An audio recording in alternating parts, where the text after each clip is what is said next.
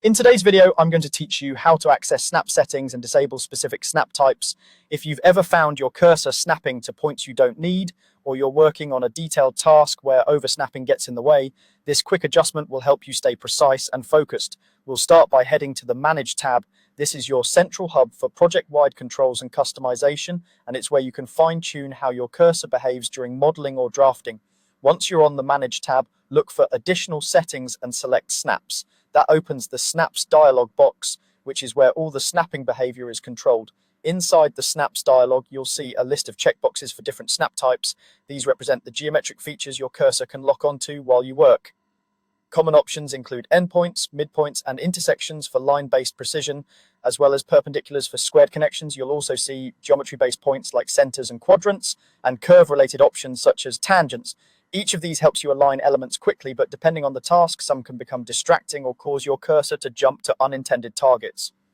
To tailor your workflow, simply uncheck the snap types you want to disable. For example, if you're working on straight segments and don't want your cursor to react to arcs or circles, you might uncheck tangents and centers.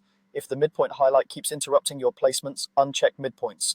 By selectively disabling the ones you don't need, you reduce visual noise and make your cursor behavior more predictable. As you make these adjustments, think about your immediate task. Turning off just a few snap types can streamline precision placement without sacrificing the cues you still rely on.